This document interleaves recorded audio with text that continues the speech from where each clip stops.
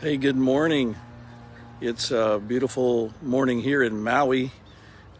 My time in the Word today took me to a writing about Capernaum, which is a fishing village on the northwest side of the Sea of Galilee. It became Jesus' headquarters.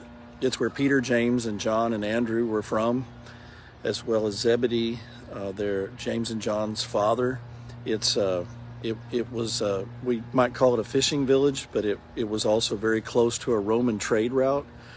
The reading I did talked a lot about the taxes in the ancient Roman world that Jesus and his disciples lived in. They had a lot of taxes. First of all, the Roman emperor, everywhere they had conquered, had taxes that funneled goods and money out of the lands that they had conquered and over to Rome, really to keep himself rich. And this emperor after emperor after emperor ran this system.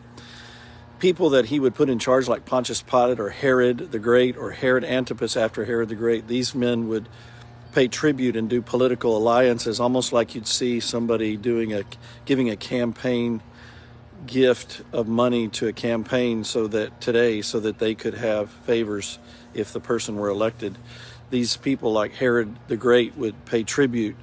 He built Caesarea, a city on the coastline, and named it Caesarea after Caesar Augustus. His son, Herod Antipas, built a city on the east side of the Sea of Galilee. Capernaum, where Jesus was on the west side, but he was back and forth and visited places. Tiberias as a city isn't mentioned in the New Testament, but Herod Antipas made it that city and named it Tiberias after the emperor that was in charge, and they became best friends because of that.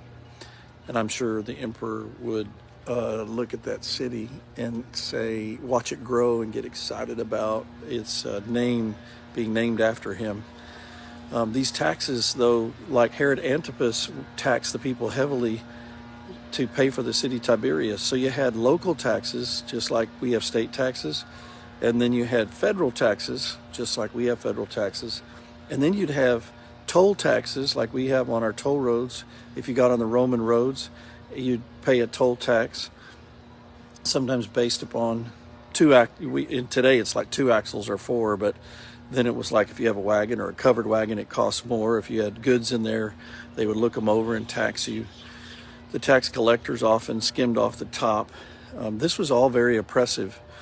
There was a very large peasant class, and then there was the elite rich. There really was no middle class the way we experience in Western Civ and in America today. And Jesus lived in the peasant class, and he ministered to all people, but it was the masses of people around him in just 3 years' ministry was the peasants around Galilee and Judea.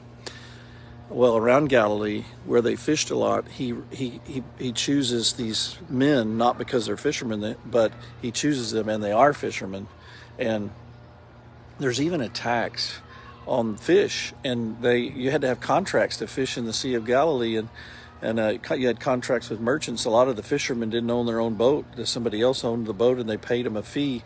And then you had people like Herod Antipas who would tax the fish that came off the lake.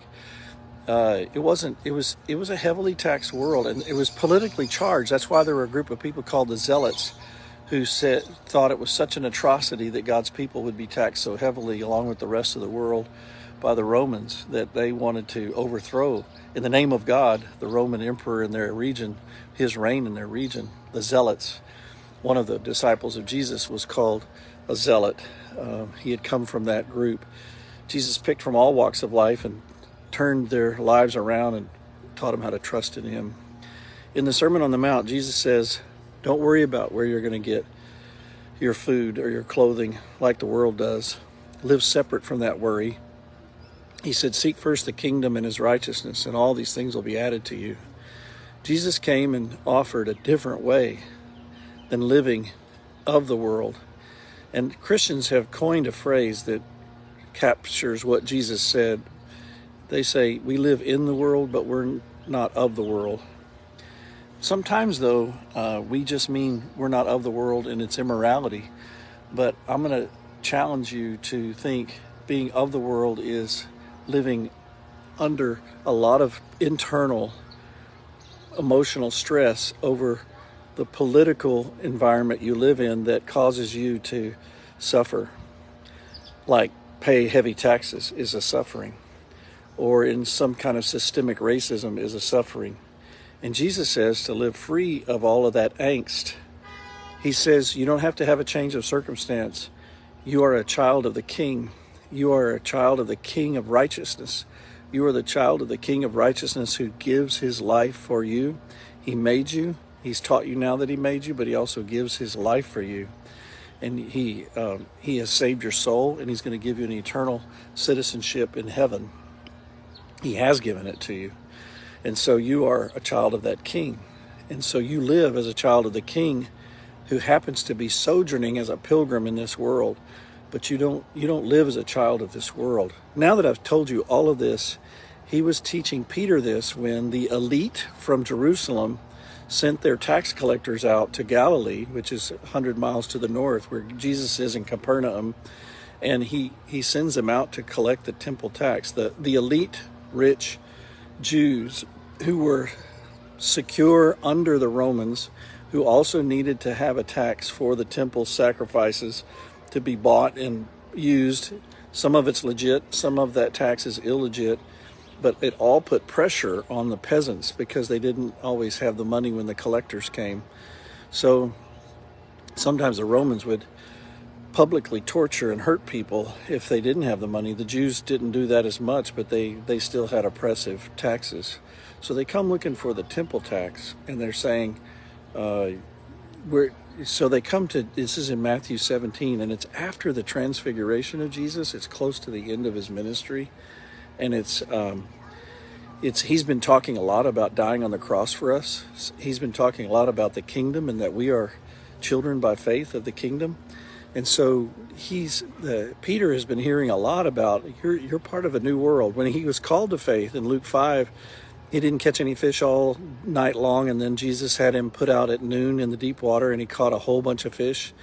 And Jesus showed Peter that he was God and owned all the fish, and that he knew right where every fish was, and he would make him fisher of men.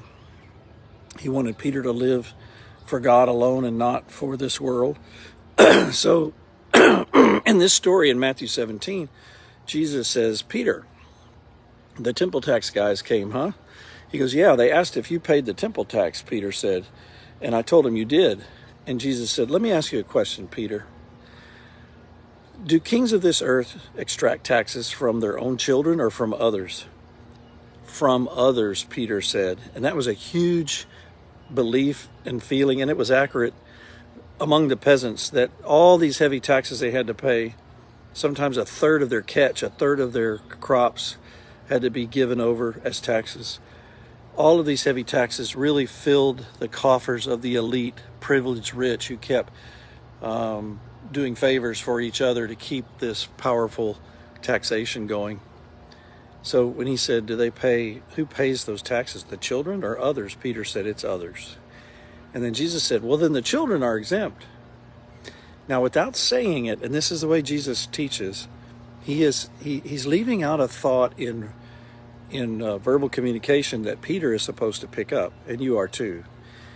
If Peter, and he is, since Peter is a child of the King of the earth, Jesus, who can fill his nets with fish any moment, who can take care of all of his needs anytime, who is going to save his soul and give him a preaching ministry to live above this world, if Peter can do that, if Jesus can do that for Peter, then Peter doesn't need to stress internally over taxes, ever, even if they're heavy.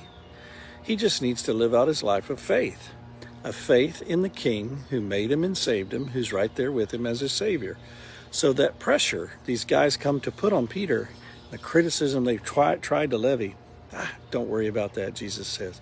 He says, he's saying, without saying it, you are a child of the King of the universe. You don't have to worry about taxes as if you're paying them. You're not losing anything. The whole world is his, and you're one of his children. I'm your brother. I'm the only begotten son, and you're the adopted son of God. So we don't have to pay taxes to be somebody. We We're not worried about that. We don't live in that stress. But so we won't offend them, go down with a fish and a hook. A fishing pole and a line and a hook. Throw it in the water. You're going to catch a fish. And in its mouth is going to be a 4 drachma coin. Go give it to those guys. Tell them, this is the tax for my master and for me. And Peter, you will not offend them, but you'll also experience God's provision, and you'll live above worrying about stress from taxes. So he goes down there, he catches a fish. First fish he catches, it's got the coin in his mouth. What a miracle. And he takes that coin, gives it to those guys. And that's the end of the story. You don't hear about it anymore. Except here we are talking about it. And there's CNN and Fox News in America stressing everybody out over political differences and agendas and getting us all upset. Jesus says, don't live in that stress. Live in the peace of knowing that you're a citizen of a greater kingdom. That wasn't long ago, maybe a week ago, I was talking to a friend who said he diets now his time watching the news, whether it's the conservative or the liberal, whether it's the left or the right. He just diets. He said, because my citizenship is in heaven, and I get so much more peace out of my citizenship as a Christian in God's kingdom than I do out of this world. I'm an American. I love America. I love our country, but I don't live as number one, numero uno, an American. I live as a Christian in America as an American citizen. And I love God more, and I love the kingdom more, and you do too. That's why you're watching this devotion. So remember what Jesus said, you're a child of the King of the universe. You don't need to worry and stress over this economy or anything, because you're in a greater kingdom which is driving a larger story. Get busy sharing the love and peace of Christ with others wherever you are. You may not get to live beyond whatever modern stresses we have, but who cares? We're going to live as citizens of heaven forever. You live in that peace, you'll be immune to the stresses the world causes, even the world of your same political views. They can cause you stress, but you don't have to let them. You'll live at peace. You'll be powerful in that peace. You'll be happy, and God will be happy too.